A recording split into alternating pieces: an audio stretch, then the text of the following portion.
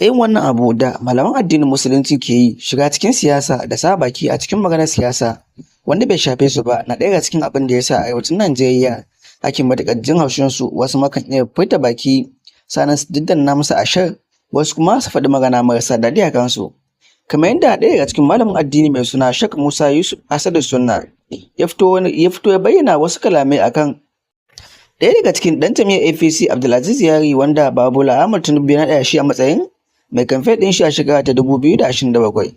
Mu shiga cikin jawabin, ya bayyana cewa ba a taɓa naɗa wani mutum mai tasirin Abdulaziz Yari ba a Darakta Janar na yaƙin neman zaɓe a Najeriya.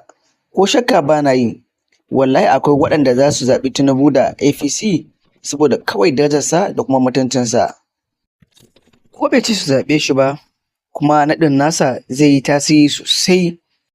Ya ƙara da bayyana cewa domin mutum ne wanda ba shi da hassada ko kuma dai kyashi, sannan ɗan siyasa ne wanda ban taɓa ganin irinsa ba, wanda idan ya kyauta sai ya girgiza wato kowace jiha saboda in kyautar da yi.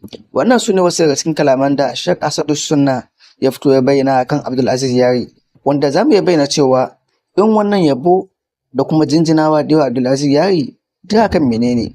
Saboda kawai Bola Ahmed Tinubu ya naɗa shi a matsayin cewa shi ne wanda zai yaƙi neman zaɓen shekara ta 2027. Irin wannan abu shi ke jawo malamanmu na addinin musulunci zubewar mutunci, bayyana son abin duniya ƙara ido da ido kowa ya gani, sannan faɗin abubuwan da bai kamata a ce su ne abin da suka mai da hankali a kan shi ba. Ya kamata a ce sun mai da hankali a kan Najeriya da kuma tsaron da ke afkuwa a cikin arewa da kuma yadda matasa za su nemi mafita a cikin rayuwarsu, amma hakan bai dame su ba. Abin da ya fi damun shi ne yabon 'yan siyasa da kuma kambaba su domin wannan lokacin su ne, sannan duk abin da suke nema a wannan lokaci suke so su ga cewa sun same shi. Saboda in baka so su a wannan lokaci ba, babu lallai kuma su so ka a lokacin da suka hau kan mulki. Kai ko da kuwa ce ma ka so su ko da sun hau, babu lallai ma sun nama soyayya in yadda kai musu.